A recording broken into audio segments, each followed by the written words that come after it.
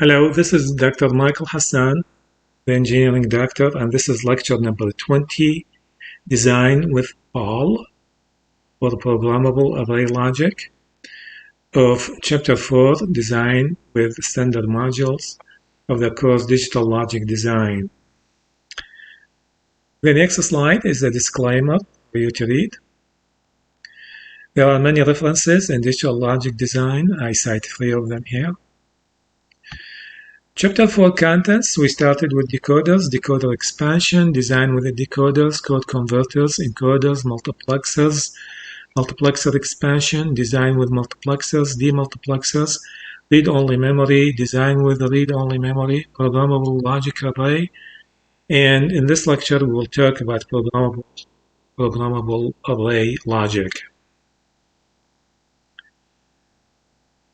What's programmable array logic? Programmable array logic for PAL device consists of a programmable AND array with n input variables and fixed OR array. So this is programmable AND array and this is fixed OR array with m output functions. As shown in the figure, all inputs to the AND array are buffered, and the buffer is used to boost up the input since each PAL input must derive many AND gates. Now, m is a really variable. It depends on the module that you are going to use. So there are a variety of modules, and those outputs could be active high or could be active low or combination of active high or low. When we say active high, it means the output circuit, the fixed OR array, is OR gates. Active low when we have NOT gates, and combined when we have OR and NOT gates at the output. Now the buffer used in the PAL shown here, okay, on the left is logically equivalent to the buffer shown, the circuit shown on the right. Therefore, it provides both complemented and uncomplemented input variable to the AND array. PALs are less expensive and easier to program than PLAs. So shown in the figure here, if we have input A to the buffer, the output will be A and will be A prime, the complemented. And this small circle here signify that this output is complemented. So A, we have 1 taken to a buffer, okay, which is 2 cascaded inverter, and 1 taken to an inverter. So we have A prime and A. And the user can program the AND array by blowing certain fuses in the array. The fuses that are not blown make the required connections in the array for particular product term. For instance, connection to the AND gate shown, okay, in the PAL form, a specific product term are represented by X's, okay, as shown. So if I have A, B, C, D inputs, so those are the fuses or contacts. So there's a contact to generate a specific product term. So I have contact for A, contact for B, contact for C, contact for D, and the output will be A, B, C, D. All required product terms are applied to a specific fixed OR gate to generate an active high output or NOT gate to generate an active low output. Hence, the OR array cannot be programmed, and careful consideration must first undertake to select an adequate PAL module to implement a specific combination network. So for instance, if we have PAL with 10 outputs and I would like to have a network with 12 outputs, I cannot do it. So I have to buy and use a larger module to solve my problem. Standard PALs, there are many standard PAL devices. Each device is numbered as NHM, NLM, NCM, or NRM, where N indicates the number of inputs, M the number of outputs, and H indicates active high, okay, and L indicates active low, and C indicates combined or both active high and active low outputs. As we said, the PAL module may have OR and NOR gates at the output circuit. The letter R actually is a registered output. It means the output taken to a flip-flop. So there are PAL, the letter R is registered output.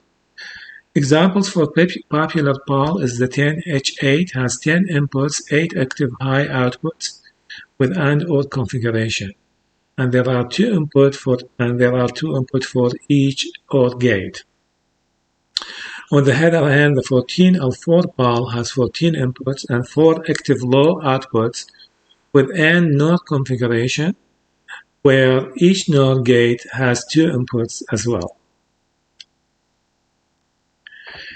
The GAL generic array logic, a GAL device is an improvement on the PAL. Each output in the GAL is taken from a flip-flop, hence a GAL device can realize both combinational and sequential networks.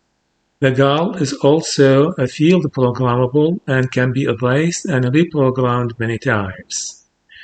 Any of the 20-pin PAL devices can be emulated by a 16V8 GAL, and any of the 24-pin PAL devices can be emulated by 20V8 GAL, which is a larger size GAL. A logic pattern in a PAL can be copied into a GAL with 100% accuracy so that the GAL can directly replace the PAL in a circuit. So the GAL actually is a very popular module, very popular chip, and used widely in small digital circuits and systems. As an example, we will look at XS3 to BCD converter. To design actually this converter, we came with the truth table. The truth table has the inputs ABCD and the output WXYZ. If the input for digit 00011, the output has to be 0000. If the input's 1100, the output has to be 1001, and so on and so forth. Okay. Now, clearly here, actually, the outputs from the truth table can be simplified using K-maps. So we use K-maps, and with KMW is equal to AB plus ACD. X is B prime D prime or B prime C prime or BCD. And Y is C prime D or CD prime.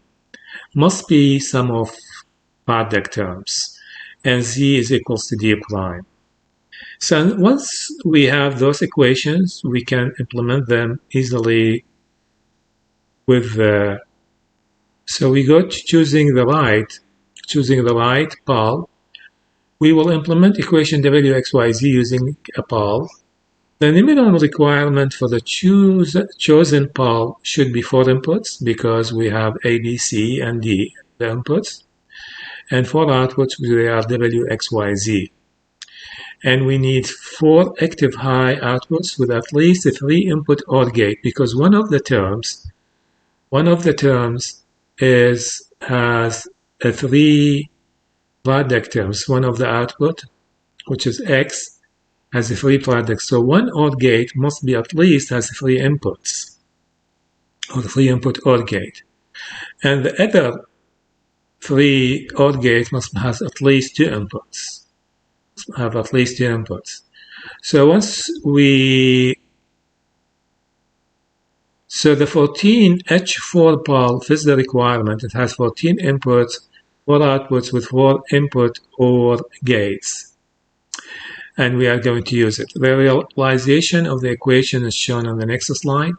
The X's on the diagram indicate that variables which are connected to the AND gate inputs in the PAL. So this is the X's will generate the product term on the matrix, the programmed matrix, which is a programmed AND matrix. Now we see X inside an AND gate indicate that the gate is not used. So for instance, we have 4 inputs to the OR gate, but I will use only 3. So the 4th one, which is the unused, will have X on the AND gate indication that this AND gate has not been used, and because we have only 3 product term. And this is what we see. Okay, let's understand the structure of the PAL. We have 4 inputs here, although we have 14, but we are showing only 4 that we are using. A, B, C, and D, each one taken to a buffer inverter combo. So we have an inverter with an output, which is a buffered A and inverted A, will be taken to vertical lines. So A will the two vertical lines, the first two vertical lines, one represent A and A prime. The same thing with B. The next two lines, vertical lines, represent B and B prime taken from the top. And this is the connection. Specify that those output are connected to those vertical lines. The same thing with B, connected to those two. C connected to the next, C and C prime to the next two vertical lines, and D to the next two vertical lines. So the vertical line, for instance, for D prime is the last line. So from the top to the bottom is D prime. To generate a product term by programming this matrix, you see those fuses, okay? So all the fuses blown except those two. So when I have 1 bit, for instance, to specify that this fuse will be intact. So there's a connection here and a connection here, and this will generate the product term AB because I have connection on A vertical line, connection on B vertical line, and this will be taken to the AND gate, okay, to the AND gate shown here, which is indicate that this is a product term, and the AND gate is taken as input to the OR gate for W OR gate. Now W, as we have seen, it is AB or ACD.